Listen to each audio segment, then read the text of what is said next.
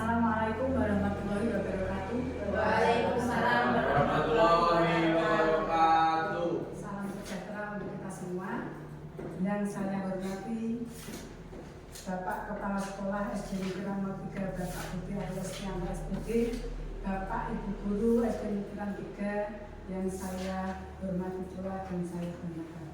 Pada kesempatan kali ini saya ingin berbagi praktek baik dalam aksi nyata pada modul 1.4 tentang budaya positif.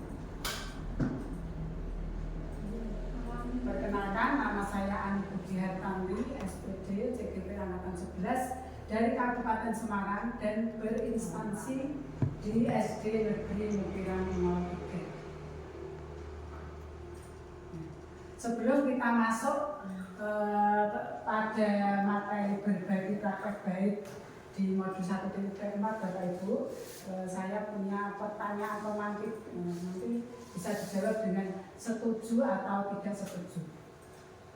Yang pertama, hukuman dapat mendisiplinkan anak. Kira-kira menurut Bapak Ibu bagaimana tentang pernyataan itu? Bapak Ibu setuju atau tidak? Setuju. Ada yang setuju, ada yang tidak.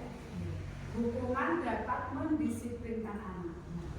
Di sini kalau dulu sebelum kita mengenal filosofi pendidikan Gajah Wilanoro, pasti akan menjawab dengan setuju. Sekarang jawaban yang betul adalah tidak setuju. Karena apa? Hukuman itu akan benar akan mendisiplinkan anak, tetapi hanya dalam jangka waktu tertentu, dalam jangka pendek seperti itu. Yang kedua, pemberian hukuman dengan hal positif dapat meningkatkan disiplin anak. Setuju atau tidak, Bapak Ibu? Tidak. Dalam hal positif. Pemberian hukuman dengan hal positif dapat meningkatkan disiplin anak. Setuju, Bu. Setuju. Coba alasannya apa, Pak Ano? Karena kalau kita anak berbuat salah, kalau dengan hukuman-hukuman yang bersikapnya positif, jadi itu bisa merubah mindset anak yang tadinya tidak disiplin bisa menjadi disiplin. Oke, terima kasih. Kita tahu. Yang ketiga, memberi penghargaan dapat meningkatkan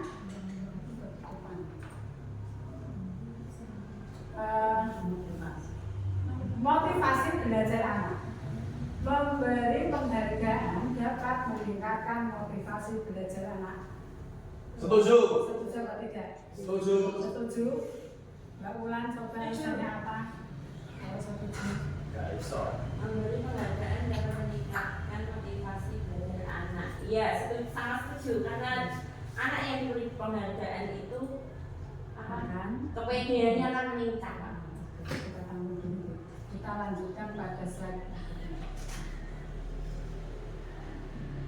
Hukuman dengan hal positif setuju, penghargaan untuk motivasi anak setuju ya. Kita tanggung dulu. Kita lanjutkan slide berikutnya. Perubahan paradigma.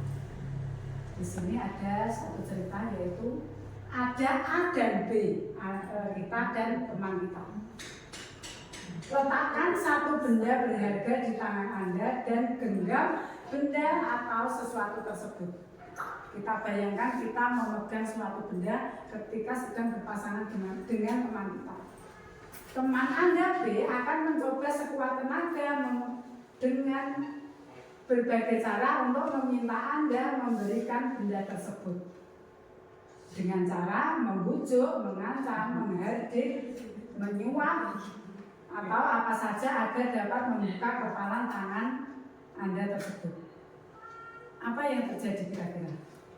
Bolehkah? Atau apakah Anda akan memperbolehkan barang berharga tadi akan dimiliki oleh orang lain? Tidak. Tidak. Tapi mengatakan kita lanjutkan. Tidak. Sekarang kita menuju menuju ke filosofi pendidikan Ki Hajar Dewantara. Yang memuat diantaranya bukan tabula rasa. Sekarang anak itu bukan lagi kertas putih yang kita isi dengan apa yang kita inginkan, tetapi anak adalah pribadi atau individu yang mempunyai potensi, mempunyai kekuatan yang harus kita tebalkan dengan cara kita menuntun mereka menurut bakat dan minat mereka, seperti itu.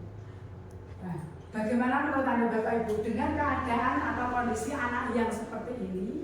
Kita harus menebalkan potensi mereka, menebalkan kreativitas mereka, kekuatan mereka, tapi dengan kondisi anak yang seperti ini. Kira-kira ada kendala atau tidak?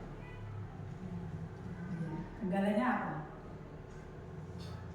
Ada yang mangisan, ada yang pemarah, ada yang pemalas, ada yang rajin, ada yang super aktif, ya seperti itu. Oke. Itu kita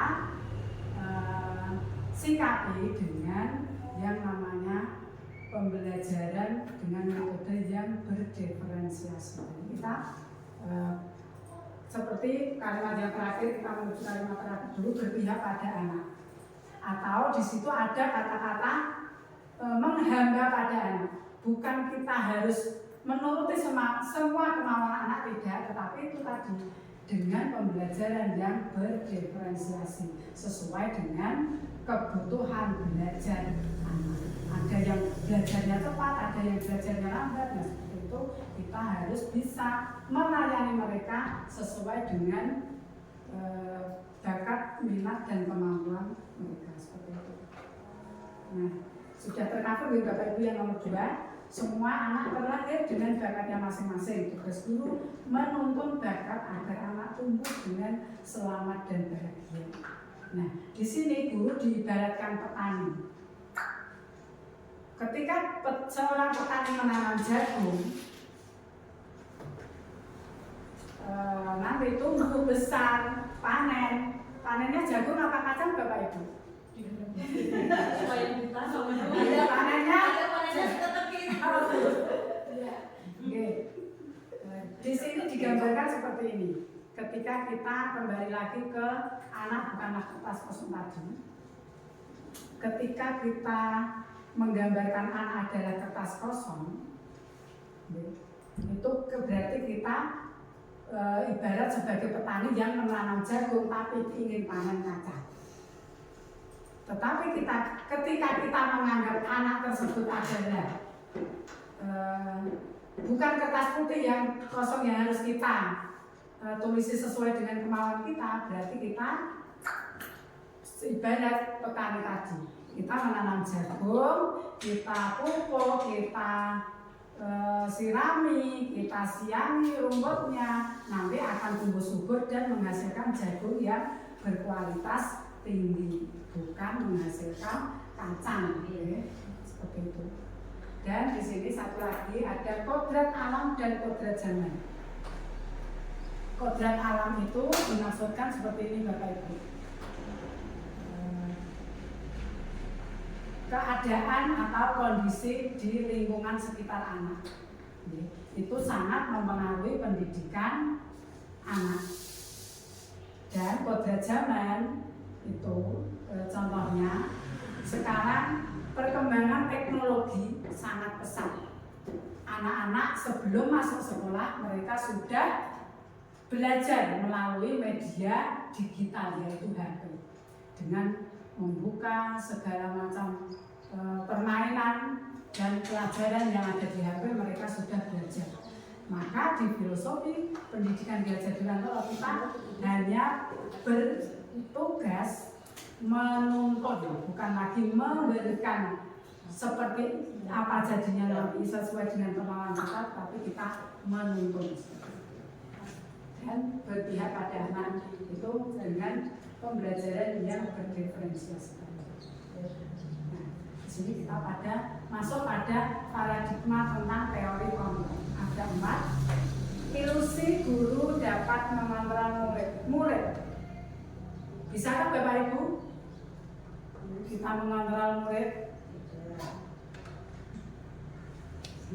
Awalnya pasti menjawab bisa karena kita masih berasumsi pada pemahaman yang dulu. Nah, kita tidak bisa mengontrol. Sejatinya kontrol diri itu hanya untuk diri kita sendiri. Seperti itu. Yang kedua, ilusi bahwa orang dewasa berhak memaksa. Itu juga pemahaman yang salah, yang kurang pas. Kita tidak boleh memaksa kepada siapapun. Kita mengajak atau membimbing, mengarahkan, tapi tidak dengan memaksa. Yang ketiga, ilusi bahwa semua penguatan positif, efektif dan bermanfaat. Benarkah semua penguatan positif, efektif, bermanfaat? Benar? Tidak benar. Karena apa? Tadi sudah dijelaskan penghargaan yang berkelanjutan itu akan menyebabkan anak tidak fokus pada pada ilmu yang ia dapatkan, tapi hanya berfokus pada penghargaan. Ketika tidak ada penghargaan, mereka akan kendor semangat belajarnya. Wegah oleh hadiah nah seperti itu. Jadi kita perlu memberikan pemahaman kepada anak, diutamakan proses dan ilmu yang dia dapat, bukan pada hadiah atau penghargaan yang diberi. Yang terakhir, ilusi bahwa kritik dan membuat rasa bersalah mampu menguatkan karakter. Contoh membuat rasa bersalah.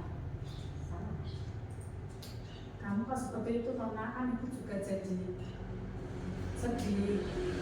Itu akan menyebabkan, itu membuat rasa bersalah. Kalau saya seperti ini di kelas 1. Nah, gue mau yang sekolah harus kamu tak burung. Sudah Bu, pamitin apa? Sekolah. Kalau di sekolah ngapain? Belajar. Nah, kamu nak ngomong belajar. Nah, contohnya seperti itu. Nah, kamu ngomong belajar itu contoh kalimat membuat rasa bersalah. Pasti kan anak terus diam karena dia merasa bersalah. Nah, ternyata itu juga efektif. Anak jadi diam, tapi ternyata setelah didiagnosis itu menyebabkan psikologi anak kurang stabil, menyebabkan anak menjadi, kalau terlalu banyak menjadi sakit hati. Tidak diperkenankan. Mengubah paradigma stimulus respon ke pendekatan teori kontrol. Nah, siapa yang sesungguhnya memiliki kontrol tersebut? Kita lihat.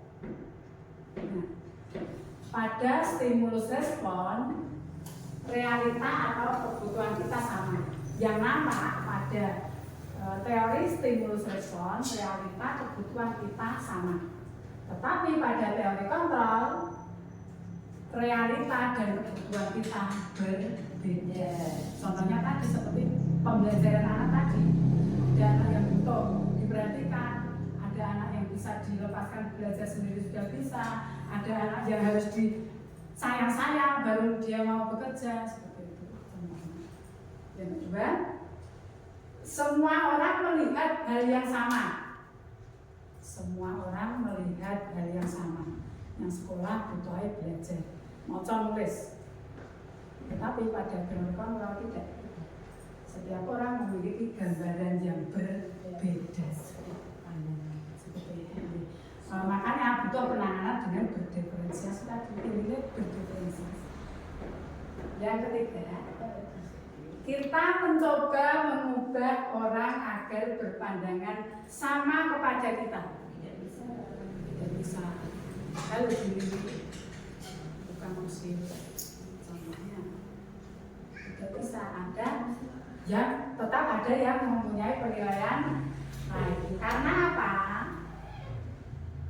Kita harus harus berusaha memahami pandangan orang lain tentang dunia, bukan hanya pada satu titik. Ketika kita memandang seseorang itu tidak boleh hanya dari satu titik, dari berbagai satu sudut, harus dari berbagai sudut. Oh, ada plusnya, ada minusnya. Bukan pada satu titik, nanti tidak ada kolaborasi, tidak ada kerja. Berikutnya, orang lain, perilaku buruk dilihat sebagai suatu kesalahan. Itu pertama dan utama ya Bapak Ibu. Ketika kita makrab itu seperti itu, perilaku buruk dianggap suatu kesalahan. Tetapi pada teori kontrol tidak. Semua perilaku memiliki tujuan. Mau tujuan itu negatif atau positif, tetapi semua ada tujuan. Seperti itu. Yang berikutnya, orang lain bisa mengontrol saya. Bisa tidak tadi Bapak Ibu? Tidak bisa. Yang bisa mengontrol diri kita adalah diri kita sendiri. Berikutnya, pemaksaan ada pada saat bujukan gagal. Ketika kita membujuk gagal, ada suatu pemaksaan, itu di stimulus respon. Pada teori kontrolnya, kolaborasi dan konsensus menciptakan pilihan-pilihan baru. Jadi intinya semua atau segala sesuatu harus dibicarakan dengan baik, dengan kepala dingin, dengan bersama-sama. Karena dengan banyak teman, dengan banyak rekan kerja, kita akan mendapat ilmu dan pengalaman yang baru. Yang terakhir, model berpikir menang dan kalah. Model berpikir menang dan kalah itu di teori stimulus respon. Pada teori kontrol, model berpikir menang dan menang supaya tidak ada kekecewaan. Meskipun tidak mendapatkan nomor atau juara, tetapi kita tetap berposisi sebagai pemenang. Sekarang kita masuk pada disiplin positif. Teori kontrol atau teori pilihan dari Dr. William Glasser. Anda tidak bisa mengontrol orang lain, hanya Anda yang bisa mengontrol diri Anda sendiri.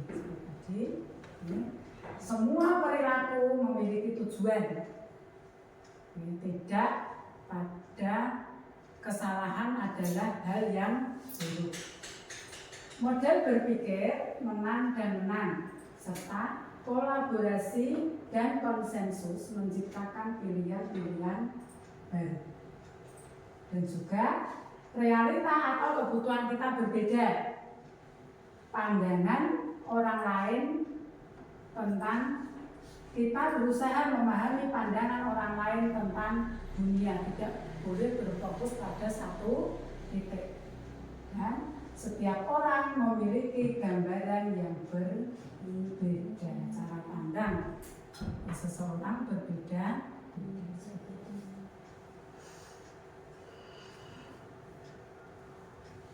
Makna disiplin. Ketika Bapak Ibu mendengar kata disiplin, apa yang Bapak Ibu pikirkan? Atau apa lagi?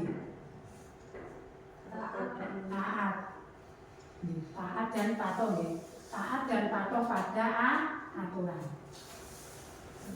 Kita di sini melihat pengertian disiplin atau makna disiplin sebagai belajar kontrol diri dengan menggali potensi kita agar tercapai tujuan mulia, yaitu sesuatu menjadi seseorang yang kita inginkan berdasarkan nilai-nilai yang kita hargai. Itu makna dari disiplin secara lengkap. Teori motivasi ada 3, yaitu untuk menghindari hukuman, untuk mendapatkan imbalan, dan untuk menghargai diri sendiri. Mohon dijawab Bapak Ibu. Ketika Bapak Ibu mengikuti suatu kegiatan, misalnya KKG atau lomba guru berprestasi. Nah, itu tujuan Bapak Ibu apa? 1, 2, atau 3? 1 untuk menghindari hukuman, 2 untuk mendapatkan imbalan, 3 untuk menghargai diri sendiri. Untuk menghargai diri. Pada awalnya saya mengikuti kegiatan itu, tujuan saya yang pertama untuk menghindari hukuman. Intinya mau yang penting menggugurkan kewajiban seperti itu. Nah, ternyata dengan berjalannya waktu kita mendapatkan banyak ilmu dan pengalaman, beralih menjadi pemahamannya beralih menjadi untuk menghargai diri sendiri. Karena saya itu udah malas mikir, makanya kalau melaksanakan suatu kegiatan intinya untuk menghindari hukuman. Ternyata itu salah besar. Yang betul adalah untuk menghargai diri sendiri. Jadi bisa tertugaskan kesal. Insya Allah. Kita beralih ke 5 posisi kontrol. Nah, di sini kita berperan sebagai pendidik. Kita punya 5 posisi kontrol. Yang pertama adalah penghukum. Penghukum itu contohnya dengan aturan tadi. Kita menentukan aturan. Setelah itu nanti ada konsekuensinya. Penghukum di sini nanti kalau kita bertemu anak yang berbuat kesalahan, biasanya langsung sana 5 kali beri lapangan, sana menulis 10 lembar kalimatnya ini, seperti itu. Hukuman bersifat mendadak, datangnya mendadak. Yang kedua, pembuat rasa bersalah seperti tadi. Menurut mau jenenge sekolah, nah, seperti itu contohnya pembuat rasa bersalah. Yang ketiga, teman. Kita bersikap sebagai teman kepada anak. Kita tanyakan apa-apa yang berhubungan dengan kegiatan yang dilakukan tadi untuk mendapatkan semua informasi dari anak tersebut. Kita berperan sebagai teman. Ada posisi kontrol guru yang hanya sebagai pemantau, hanya memantau anak dengan beberapa pertanyaan, tetapi tidak memberikan solusi. Tidak ada solusi, itu pemantau. Yang kelima, manajer. Nah, di sini kita sebagai guru itu hendaknya berposisi kontrol sebagai manajer. Kita menanyakan semua informasi tentang kesalahan atau kekeliruan anak tadi dengan pertanyaan-pertanyaan yang halus, dengan pertanyaan yang tidak menyinggung. Terus kita mengarahkan anak tersebut untuk mencari solusi sendiri, apa yang dia sanggupkan untuk menebus atau menyelesaikan semua masalahnya tadi. Yang terakhir yaitu dengan penanganan masalah dengan segitiga restitusi. Ada 3 langkah. Yang pertama, menstabilkan identitas. Kita memberikan nasihat bahwa kesalahan bisa dilakukan semua orang dan itu tidak apa-apa. Bukan berarti kita membebaskan mereka dari kesalahan mereka, tidak. Tetapi supaya anak tidak merasa tertekan dengan semua kesalahan yang ia perbuat, seperti itu. Yang kedua, validasi kebutuhan. Kita menanyakan kepada anak mengapa mereka sampai melakukan hal seperti itu. Nanti ada contohnya beberapa pertanyaan yang mengarah ke validasi kebutuhan. Yang ketiga, menanyakan keyakinan. Di kelas kita sudah membuat keyakinan kelas. Nanti ada penjelasannya Bapak Ibu. Keyakinan kelas dan peraturan kelas itu tidak sama. Nah, itu akan didasarkan pada 5 kebutuhan manusia. 5 kebutuhan dasar manusia, yaitu bertahan hidup, penguasaan, kasih sayang dan rasa diterima, kesenangan dan kebebasan. Kita lanjutkan. Kenapa harus budaya positif? Kenapa kita harus berbagi atau menerapkan budaya positif? Ada 2 alasan. Yang pertama, suasana positif sangat mendukung terlaksananya pembelajaran yang kondusif. Ketika suasana kelas sudah positif, otomatis pembelajaran kita akan positif dan akan menghasilkan hasil belajar yang memuaskan sesuai dengan tujuan belajar kita. Yang kedua, suasana positif akan membuat lingkungan belajar lebih menyenangkan sehingga proses belajar dapat berjalan tanpa beban dan tekanan, melainkan keinginan dan kesadaran dari dalam diri murid. Suasana positif juga akan membentuk karakter positif murid sehingga akan menjadi budaya positif murid dan budaya positif lingkungannya.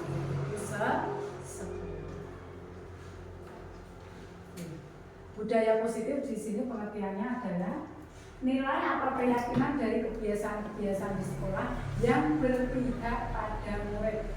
Sekarang ditekankan semua kegiatan belajar mengajar yang berpihak pada murid seperti itu. Sehingga murid menjadi pribadi yang bijaksana dan bertanggung jawab. Apa makna disiplin? Ketika kita mendengar kata disiplin, apa yang terbayang di benak kita seperti tadi, patuh, taat, manut, tertib. Kebanyakan orang akan menghubungkan kata disiplin dengan tata tertib, teratur, kepatuhan pada aturan dan hukuman. Seperti itu memang benar pemahaman orang akan seperti itu. Pemahaman kita sebelumnya juga seperti itu. Nah, di sini makna kata disiplin ternyata dikutip dari Kemendikbudristek. Disiplin berasal dari bahasa Latin disiplina yang artinya belajar.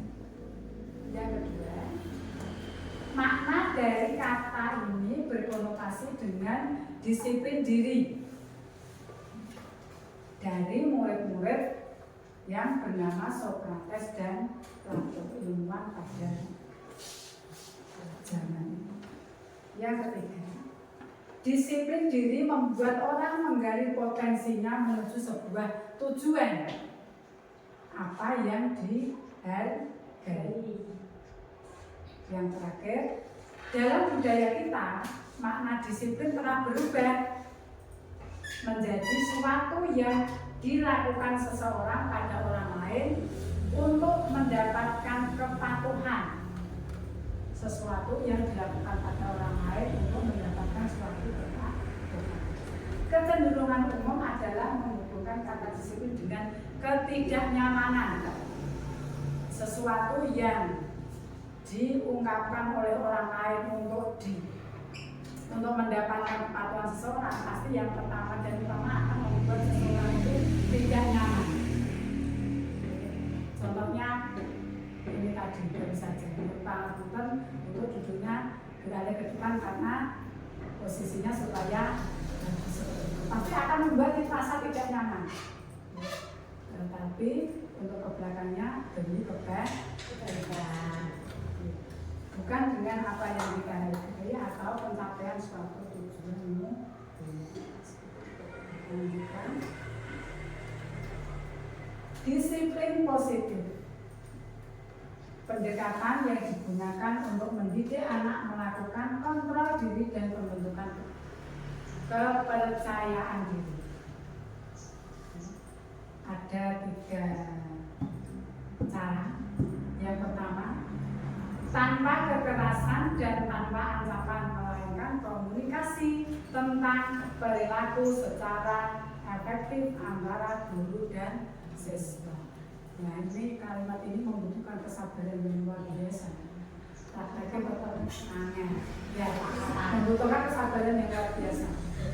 Untuk kondisi saat ini, memang kita sudah dituntut itu Bapak Ibu. Membutuhkan kesabaran yang luar biasa, terutama saya di kelas 1. Intinya setiap hari saya hanya berusaha membuat murid itu selalu rajin berangkat sekolah. Karena apa? Ada anak yang tadi, ada anak yang lambat, ada yang aktif, ada yang pemarah, ada yang macam-macam ya. Nah, itu ketika kita namanya menegur itu saja. Menegur itu ada yang anak itu tidak bisa menerima, padahal teguran kita halus, baik. Besok berangkatnya lebih pagi ya, umpamanya betul. Besok lama. Nah, besoknya tidak berangkat. Nah, seperti itu contohnya. Kita memang di kondisi saat ini membutuhkan kesabaran yang luar biasa.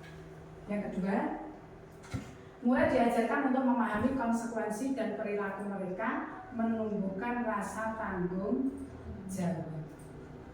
Mulai diajarkan untuk memahami konsekuensi dari perilaku mereka. Nah, tadi posisi kita sebagai manajer, kita membimbing anak, mengarahkan anak untuk menemukan solusi dari masalah yang dihadapi, itu bertujuan untuk melatih tanggung jawab. Selanjutnya, menumbuhkan kesadaran serta memberdayakan murid melakukan sesuatu tanpa sogokan, ancaman, atau hukuman. Contohnya tadi penghargaan. Tanpa penghargaan mereka harus tetap mempunyai semangat belajar. Jangan tergantung pada hadiah seperti itu.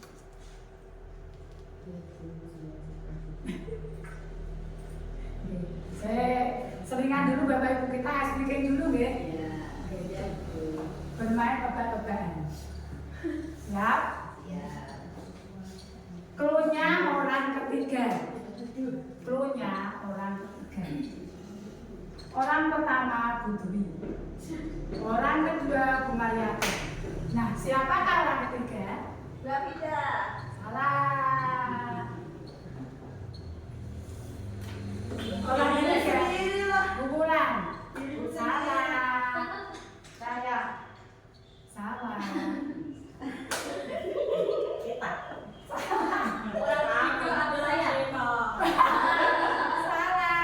Coba siapa orang ketiga? Dia. Mereka. Kamu. Ya, salah, kamu salah, kita salah. Dwi. Siapa orang ketiga? Pak Anam. Ada yang belum disebut belum? Bu Mariati. Satu. Kan orang kedua, iya. Yang menjawab pertama siapa? Bu Mariati kan? Iya. Berarti dia orang ketiga.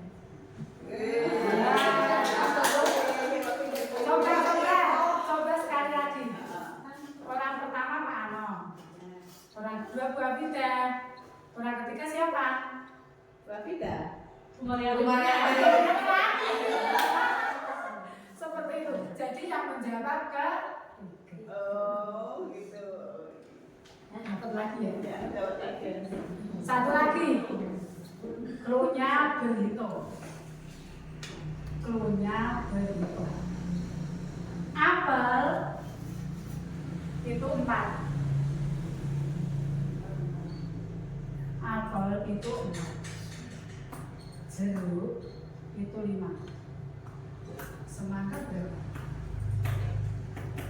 Apel 4, jeruk 5. Yang semangka berapa? 6.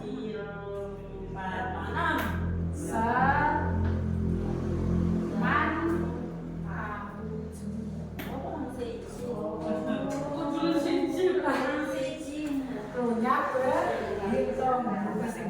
Gitu ya Bapak Ibu? Oke.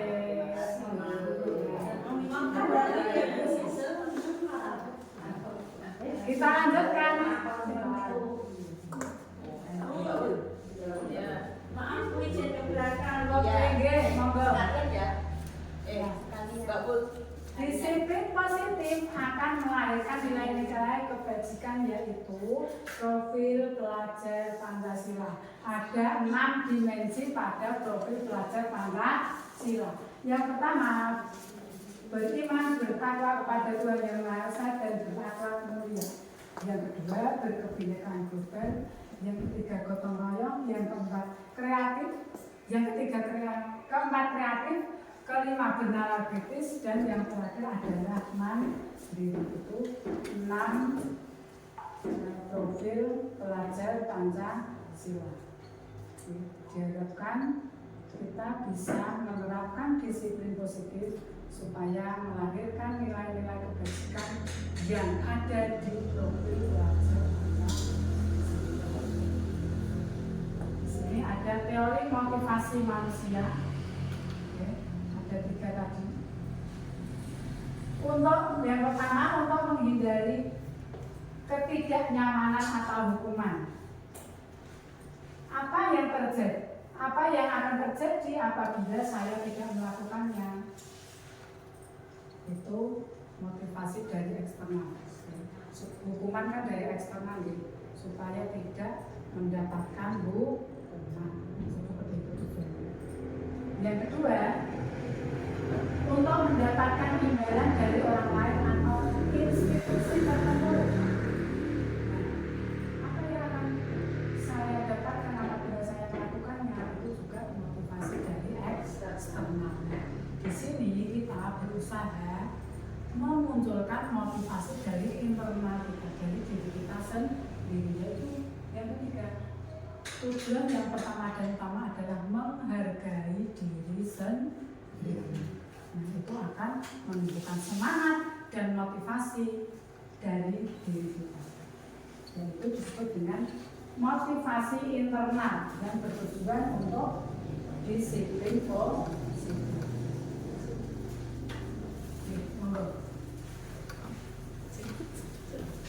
Nah, ini tugas perbedaan hukuman dan konsekuensi serta tindakan.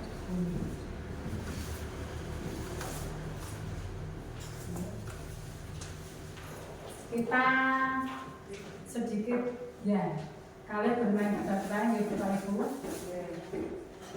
Mencatat 100 kali di buku dalam buku kalimat saya tidak akan terlambat lagi karena dia terlambat ke sekolah. Itu hukuman atau konsekuensi Bapak? Hukuman. Yang kedua, kita ngomong dulu ya. Lari mengelilingi lapangan basket 2 kali karena terlambat hadir sekolah. Hukuman atau konsekuensi? Murid diminta untuk push up 15 kali karena tidak menggunakan masker ke sekolah. Hukuman. Berikutnya, menggantikan kertas tugas teman yang telah dicoret-coret. Konsekuensi. Membersihkan tumpahan air di meja tulis karena tersinggul pada saat belajar. Konsekuensi.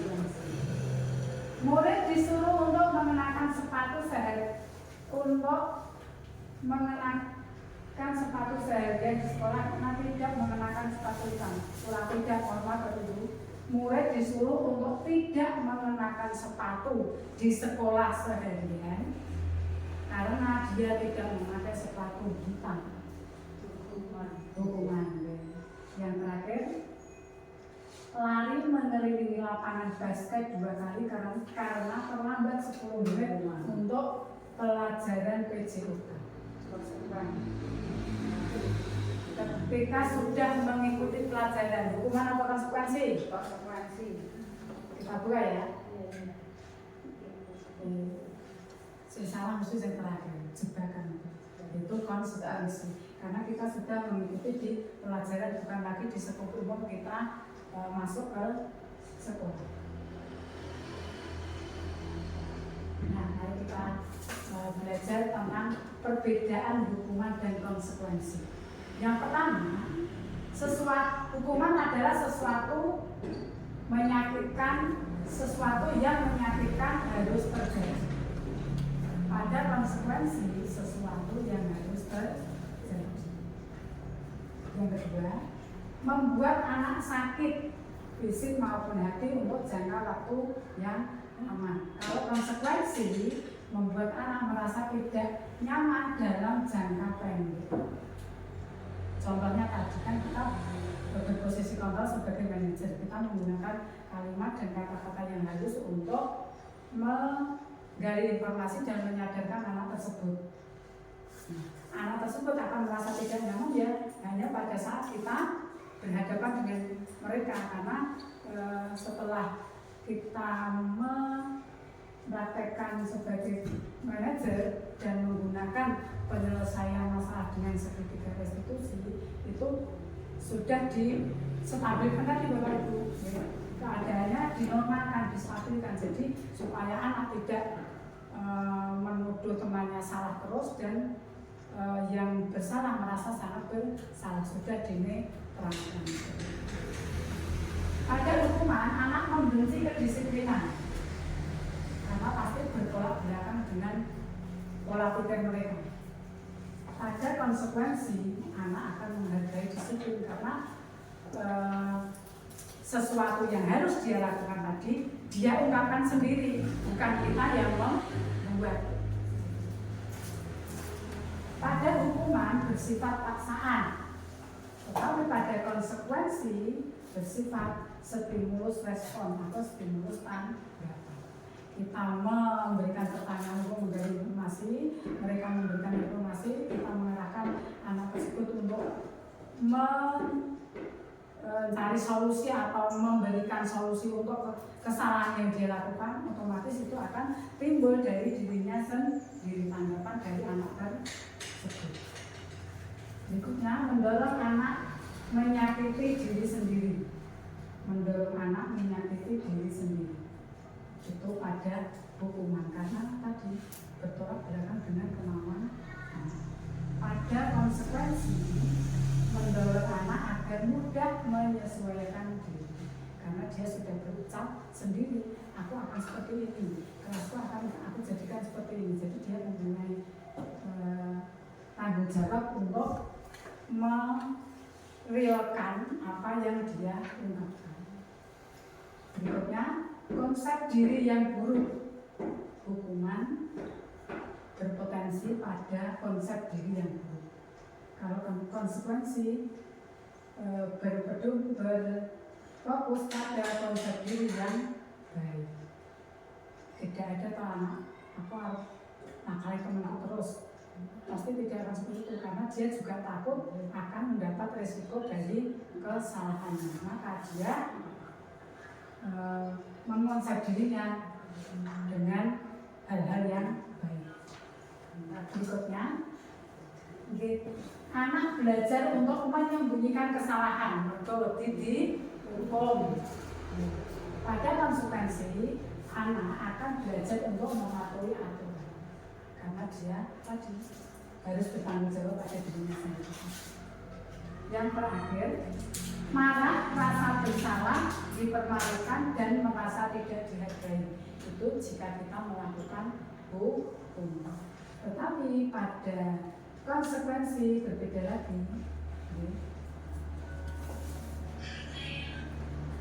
Anak akan merasa kehilangan hak juga tidak nyaman diasingkan untuk sementara. Tapi itu hanya dalam jangka waktu yang sangat pendek karena nanti ada penanganan yang namanya segitiga restitusi itu akan menetralkan semua yang sudah terjadi pada anak tersebut. Berikutnya Bapak Ibu, mengapa tidak aturan saja? Mengapa harus keyakinan kelas? Seperti ini. Peraturan itu bersifat hukuman tadi.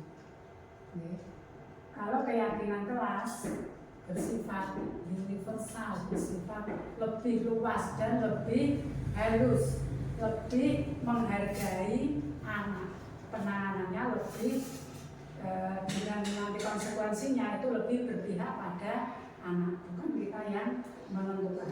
Nah, dengan keyakinan kelas yang sudah terbentuk tadi akan menimbulkan lingkungan belajar yang positif dan hasil belajar yang positif yang pada akhirnya akan menjadi budaya positif di suatu lingkungan. Sekarang kita beralih pada materi keyakinan kelas. Keyakinan kelas adalah nilai-nilai kebajikan atau prinsip-prinsip universal yang disepakati bersama secara universal, lepas dari latar belakang, suku, negara, bahasa maupun agama, bersifat universal, tidak memihak. Ini diungkapkan oleh Gosen pada tahun 1998. Suatu keyakinan akan lebih memotivasi seseorang dari dalam.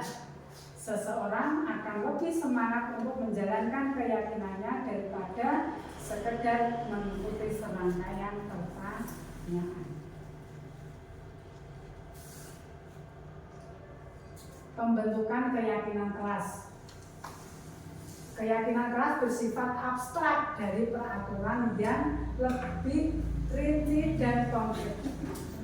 Yang kedua, keyakinan kelas berupa pernyataan-pernyataan universal. Yang ketiga, pernyataan keyakinan kelas dibuat dalam bentuk positif.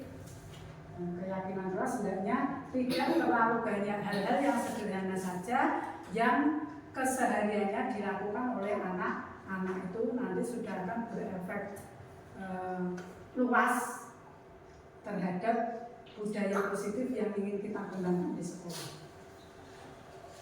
Keyakinan kelas sebaiknya sesuatu yang dapat diterapkan di lingkungan tersebut. Semua warga sekolah hendaknya ikut berkontribusi dalam pembuatan keyakinan kelas melalui curahan pembuatannya. Biasanya di sini kita ya Bu Pak, manut Bu, manut Pak, seperti itu. Sekarang kita tidak boleh seperti itu, karena kita sendiri juga harus meyakini, melaksanakan, mewujudkan keyakinan kelas tersebut. Tidak ada yang seperti itu. Nanti kalau manut, ada sesuatu yang tidak baik nanti, nah tidak boleh. Kita harus mengikuti alurnya.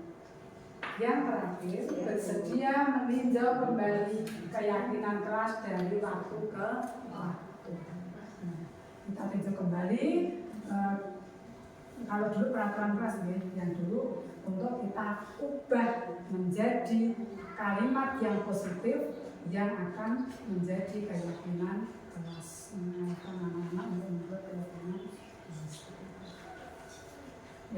Membentuk keyakinan kelas. Keyakinan lebih menggerakkan seseorang dibandingkan serangkaian peraturan. Kenapa lebih menggerakkan seseorang? Karena itu diungkapkan dari dalam hati mereka, keinginan mereka sendiri, bukan keinginan kita sebagai kebutuhan dasar manusia. Ada 5: bertahan hidup, kasih sayang dan rasa diterima, penguasaan, kesenangan, dan kebebasan. Coba jawab pertanyaan saya betul. Ketika ada anak mengganggu temannya saat pelajaran, nah, kalau kita kaitkan dengan 5 kebutuhan dasar manusia ini, kira-kira anak tersebut butuh apa? Kebebasan, kebebasan, kasih sayang. Yang lain, kebebasan dan kasih sayang ya. Oke, ada yang menjawab penguasaan. Mari kita Kesenangan. Kesenangan. Ketika ada anak waktu pelajaran mengganggu temannya, otomatis dia itu sesungguhnya butuh perhatian dari guru. Berarti dia butuh kasih sayang dan butuh rasa diterima. Untuk suatu kebebasan, saya kira kalau dalam lingkup kegiatan belajar mengajar itu tidak ya. Yang masuk adalah kasih sayang dan rasa diterima. Kecuali kalau itu terjadi di luar kelas, saat istirahat, saat bermain, itu mungkin bisa kebebasan dan kesenangan. Kebutuhan dasar manusia adalah, nah ini ada contoh kasus seperti itu. Anda adalah wali kelas 7A sedang berusaha mencari solusi dalam menghadapi salah satu murid yang bernama Eko. Pada saat jam istirahat makan bersama, seringkali Eko meminta makanan temannya secara paksa padahal sudah membawa bekal sendiri. Apa yang akan Anda lakukan terhadap Eko dan kenapa Eko melakukan seperti itu? Kita jawab saja yang kebutuhan hidup tadi. Kira-kira kebutuhan hidup Eko apa yang dibutuhkan sampai dia mengganggu temannya dan meminta makan temannya, meminta makanan temannya. Dan padahal dia sudah membawa bekal. Oh ya, slide-nya di mana? Apa? Kesenangan dan kebebasan. Kemungkinan dia di rumah maknya terus temennya membawa telur, ya pengen seperti itu. Ya, Bapak Ibu, contohnya seperti itu, kebutuhan dasar manusia. Ya. Dalam konteks disiplin positif sebaiknya mencari tahu dulu alasan Eko, seperti tadi. Kita kenapa apa yang dia bawa, apa yang dia makan, kita tanyakan apa, kenapa sampai berbuat seperti itu, sampai terus jawabannya adalah kebutuhan restitusi dan 5 posisi kontrol. Yang pertama adalah pendukung, pembuat rasa bersalah, teman, pemantau, dan manajer. Tidak usah saya ulang di Bapak Ibu, seperti tadi pengertiannya. 5 posisi kontrol di sini. Nah, ini ada contohnya. Pendukung itu contohnya dulu berbuat menghardik, menunjuk-nunjuk, menyakiti, menyindir, seperti itu termasuk pendukung. Atau berwujud perkataan. Kalau kamu tidak melakukannya, awas ya, ada konsekuensinya dengan mengancam. Jadi menyindir juga Tidak boleh. Langsung saja tunjukkan. Misal memberontak, menyalahkan orang lain dan berbohong. Kaitan dengan dunia berkualitas. Murid meletakkan guru di luar dunia berkualitas. Ini orang dianggap guru. Kalau dia berposisi penghukum malah tidak dianggap oleh murid. Pembuat rasa bersalah, teman, berarti pemantau, menanyakan kepada siswa teman, apa peraturannya? Kamu harus mematuhi atau tidak? Contoh-contohnya seperti itu. Nah, kita sebagai guru harus berposisi sebagai manajer. Nah, di sini segitiga restitusi merupakan tahapan atau tindakan yang dilakukan guru yang bertujuan agar murid dapat mencari solusi dari masalah yang kita hadapi seperti tadi dengan menstabilkan validasi kebutuhan dan tindakan. Nah, ini contoh segitiga restitusi yang telah saya laksanakan di kelas. Anak tersebut bertengkar, saling memukul. Di sini saya menanyakan kenapa bisa terjadi seperti itu, dan saya tanyakan apa yang harus kamu lakukan supaya temanmu memaafkan kamu. Mereka menjawab saling memaafkan dan saling Itu Bu Guru ya? bermaafkan. Oh. Oke, seperti itu. Sudah praktek di sekolah tentang segitiga restitusi. Nah, ciri-ciri restitusi yang pertama bukan menebus kesalahan, namun untuk belajar dari kesalahan. Yang kedua, memperbaiki hubungan. Yang ketiga, tawaran, bukan paksaan. Berikutnya, menuntut untuk melihat ke dalam diri. Berikutnya, mencari kebutuhan dasar yang mendasari kebutuhan tadi, kebutuhan dasar manusia tadi. Yang berikutnya, restitusi diri adalah cara yang paling baik. Jadi sebelum kita melakukan restitusi kepada anak, kita melakukan restitusi dulu ke dalam diri kita sendiri. Apa toh yang sudah saya lakukan, apakah sudah sesuai, dan selanjutnya selanjutnya saya harus bagaimana. Berikutnya, fokus pada karakter bukan tindakan. Yang terakhir, mengembalikan murid yang berbuat salah pada kelompoknya. Tadi dengan menstabilkan keadaan, jadi supaya anak tersebut diterima kembali di kelompoknya. Ini bentuk dari segitiga restitusinya. Validasi tindakan menstabilkan identitas, validasi tindakan yang salah, dan menanyakan keyakinan. Menstabilkan identitas ada dua langkah. Yang pertama, berdasarkan prinsip membuat kesalahan adalah bagian dari proses pembelajaran. Jadi kita berkata tidak apa-apa berbuat salah, tapi bukan berarti kita membenarkan, tidak. Kita menstabilkan identitas tadi supaya anak tidak sangat-sangat merasa bersalah dan semua harus bisa diperbaiki. Yang kedua, mengajukan pertanyaan. Membuat kesalahan adalah hal yang wajar, manusia tidak ada yang sempurna. Kita bisa memperbaiki masalah ini. Tidak menanyakan kesalahannya fokus, tetapi fokus pada memperbaiki masalah. Validasi tindakan contohnya, berdasarkan prinsip setiap perilaku berupaya memenuhi kebutuhan tertentu. Semua kegiatan, semua perbuatan ada tujuannya, mempunyai tujuan. Yang kedua, guru akan bergeser dari pemikiran stimulus respon menjadi proaktif. Stimulus respon menjadi proaktif karena harus mengikuti, meyakini, dan merasa. Yang ketiga, mengenali dan mengakui kebutuhan murid. Ini dapat memperbaiki hubungan dengan murid. Yang tadi siswa merasa kecewa, merasa kesal, dengan validasi tindakan mereka akan merasa diakui, dihargai, dihormati.